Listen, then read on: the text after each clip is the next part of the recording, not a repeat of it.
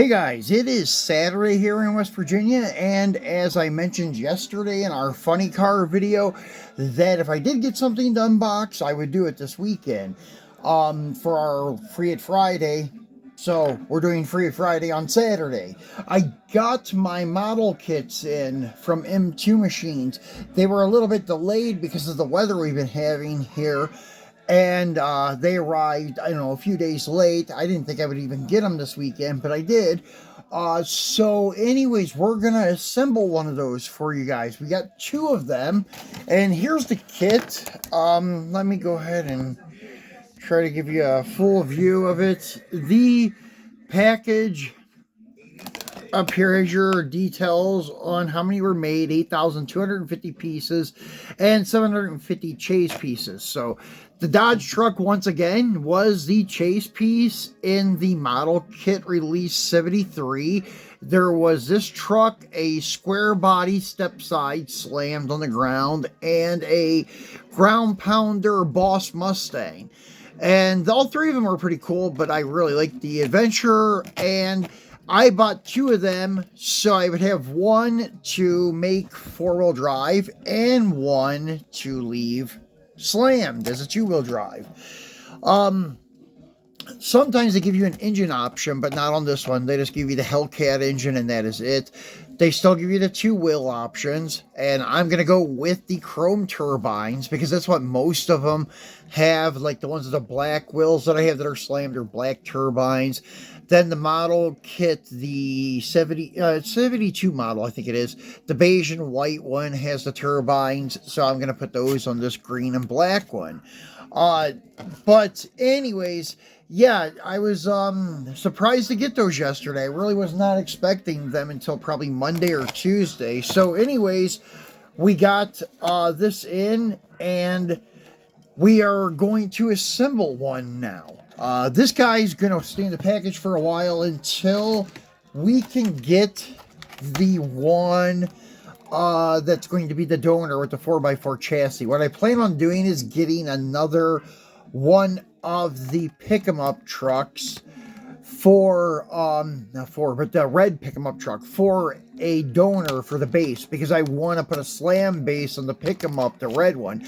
I actually have the white one and the pink one, both stock 4x4s, and then I have a slam version of each one. So I figured the red one I need to do too, and that would be the perfect donor for this truck because I will be able to put the turbines on the slam base and put under the pick-em-up truck, and then put the 4x4 base under this one. And the 4x4 pick-em-up has turbine wheels, so it's really cool.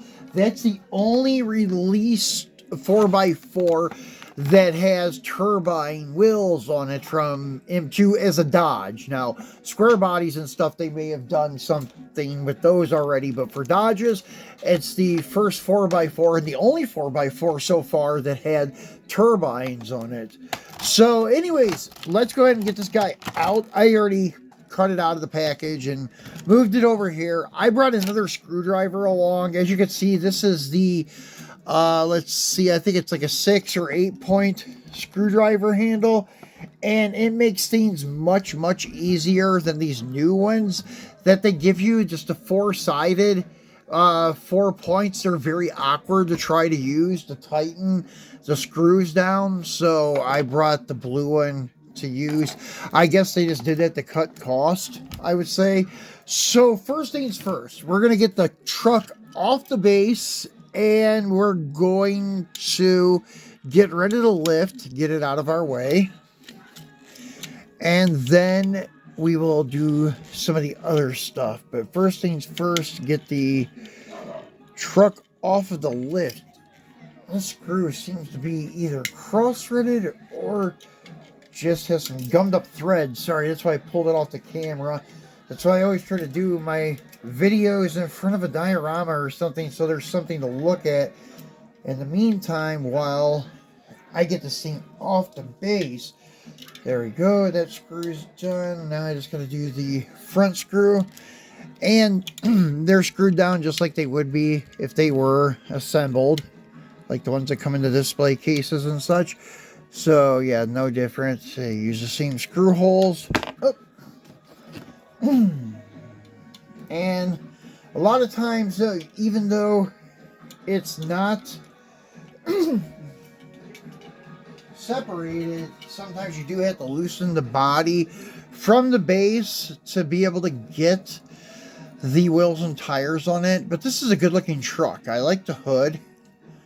It has 3 different inductions. It has 2 on either side that would be like a cowl induction. The air that goes up on the windshield and flows back down. I guess this would be how it would be. Oh, maybe these are not indented. I thought they were indented like the other Hellcat. Yeah, it is a little bit. So I'm not sure if those louvers are functional or not. But if it is, they'd be working like as a cowl induction type hood. Then you have your open vent in the front, and that would be more of like a ram air induction. But yeah, it looks good with the green and black. The green is a light metal flake in it. And you can see the Adventure 150 or 100. Let me see, what was this? 100? 150? 150. Emblem on the fender. That's the only thing that looks bad on some of my lowered ones that used to be Power Wagons. They had the Power Wagon emblem on the front fender. So it's kind of funny to see that on a Slam truck. So anyways, since we're going with the turbines, we're going to go ahead and open this up. And the only thing that holds this on, there's a couple little pieces of tape on either side that holds it down. And then it just flips over. So here's the bag with the axles. They do give you 4 axles, so you do get 2 complete sets of wheels. That way, if you do want to put the other wheels on another vehicle, you can, which is pretty cool.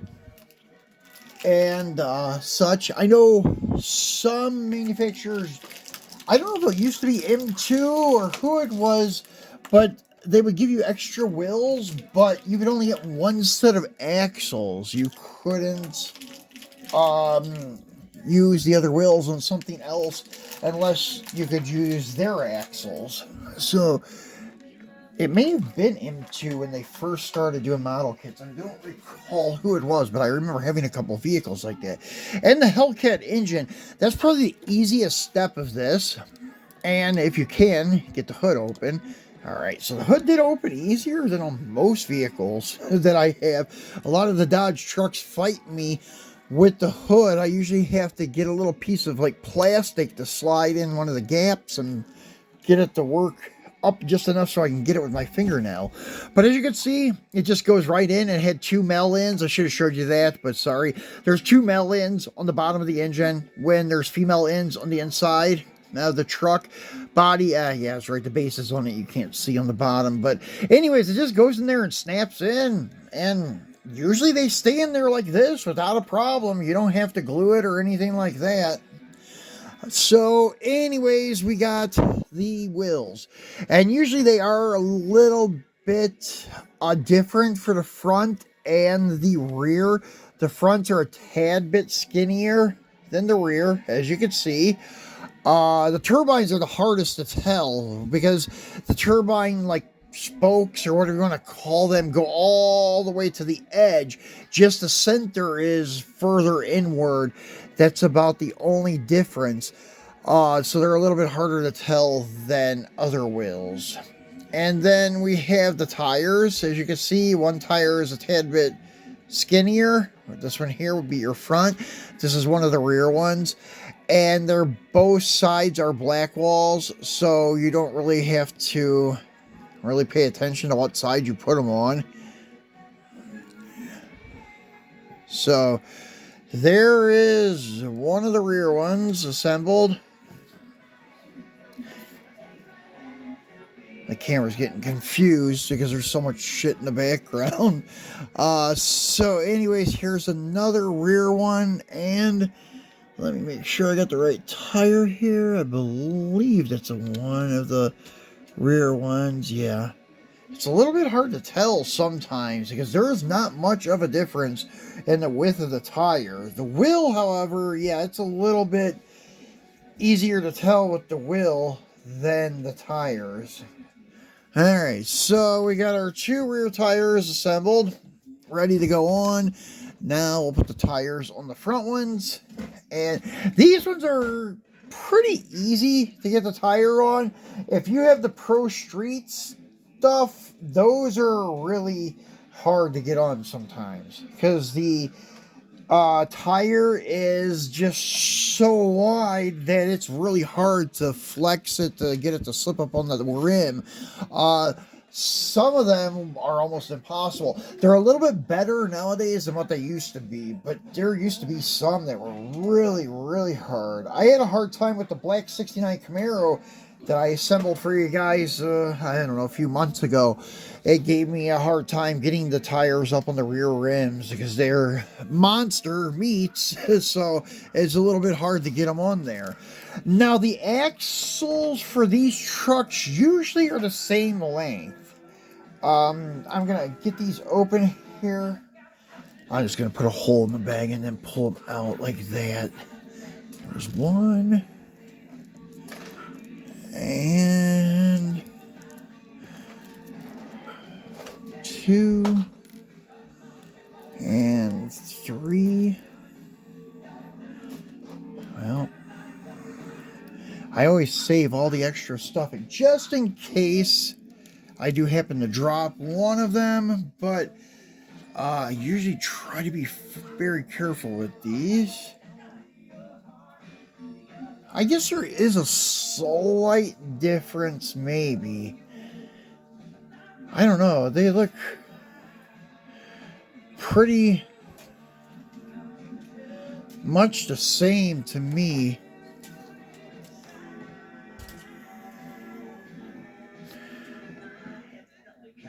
I guess they are. Let me take it off camera and take a look at it without my glasses on. Yeah, there may be, I mean, actually, it would be like a 32nd of an inch difference. So, I guess I will use the one that looks like it's a 32nd of an inch shorter than the other on the back. Because it is a little hard to tell, that's for sure. And yeah, I got to get one more tool that you do need when doing this. The axles sometimes have barbed ends on them, but I haven't seen it for quite a while, especially on the model kits. Now, the cars that come already assembled and they have extra wheels, now their axles may have the barbed ends, but the model kits for at least the past year or two have not had barbed ends on them. And sometimes the axle's really loose in it, then you actually need to use some kind of glue to get the wheel to stay on the axle, but sometimes they're like this where you barely can get it started and you need a pair of needle nose. Give me 1 second, I'll be right back. Yeah, just a little pair of something like this, and that's what I do. I hold the axle and then just work it easily, like back and forth like that, to get it to slide up on there. Now we're going to see if we can finagle this into the truck without pulling the body off, but it may not work. We may have to pull the body off.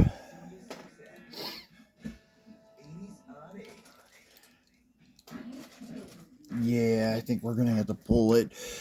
It's just a little bit too low, which is cool. I mean, they lowered these trucks as low as they can go, pretty much.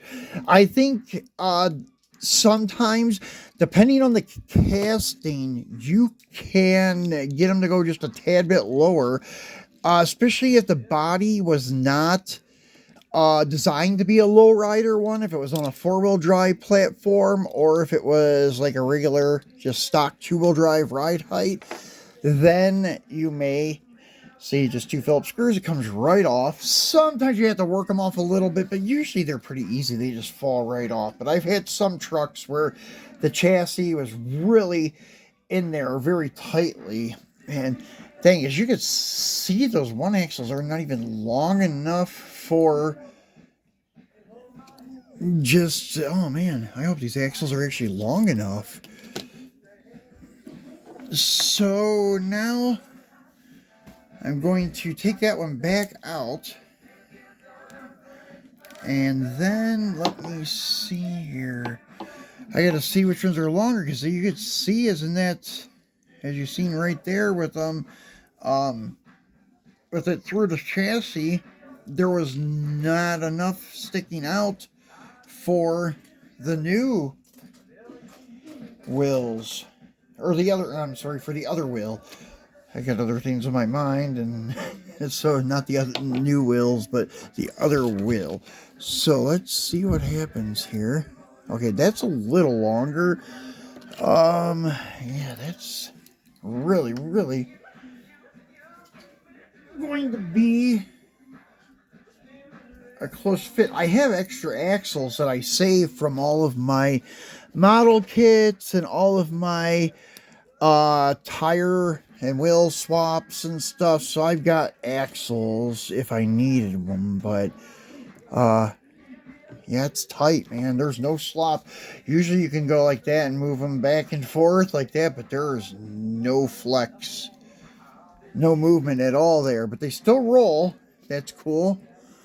All right, so now for the front one, and I'm not sure, because the axles, the axles were so close in length that it was hard to even tell, like, if one was longer than the other. Oh, sorry about that, guys, moving the camera. Just trying to make sure that I got the longest one possible. And these front ones are really hard to get in there. Yeah, I had to really hold the axle first to even get the wheel to start on there. So yeah, some of them are a tight fit. I dropped one of the axles, that's why I got a little tongue twisted. I hope it was, yeah, I think it's going to work out okay. I was going to say, I hope it's one of the ones that I didn't need. Yeah, that works pretty good. Yeah, if you get the one on there and slide the axle through, then you can usually get the other one to start with no problem. So, anyways, that's done. So, now I just need to find the body again. There it is. And then put the base back on. And as you can see, this thing's got a really cool look to it. The ride height is perfect on this thing. Really like these Dodge trucks from M2. That's why, even though I'm not big into the livery stuff like the Coca-Cola and the O'Reilly's paint jobs and stuff, I still try to get all of them because I've already went this far. I think there's like 50 that are out there right now, and there's like 3 or 4 more coming. There's another auto hauler set coming that's got a power wagon as the tow vehicle, and it's got a, yeah, I'm gonna have to do something. Those wheels rub on the inside. It's a really tight fit, so we're gonna have to do something with that. Yeah, it won't even roll back there. I don't know what I can do except maybe sand some of the nipple off the back of the wheel. So we'll try that and see what happens. But that's how the model kits go together. But anyways, back to what they have coming up. That auto hauler set with the power wagon as the tow vehicle and a slammed adventurer like this one, except it's all yellow with the black Hellcat stripe. And then there's a purple Walmart exclusive one coming up. It's slammed and it has the stripes like a 70 to 71 Duster. The hood strobe stripe in the middle looks really cool. Those are still yet to come. But yeah, as of now, I think I've got them all except for the club piece. So guys, that's it for our assembly. And then maybe I will do another video showing you how I get these wheels to actually roll. Because as you can see, there's no give at all. Well, there's a little bit, but not much. I mean, it's like now it doesn't even want to roll. It's super tight. So, yeah, I'm going to have to take some off the back of the wheel to get them to fit. So yeah, that's another thing. Sometimes, like with the M2 model kits, they don't do any kind of like pre-assembly of one to make sure shit's gonna be right. So it's definitely not right. So we're gonna fix it and get it to roll. So thanks for watching, guys. We'll be back again on Monday for our Mopar Monday. Be sure to tune in for that. I got 371 Chargers from M2, but every body style. We have an RT, a Super B, and an SE. To unbox and show you the differences of all three of them. So thanks for watching, guys, and I will talk to you on Monday.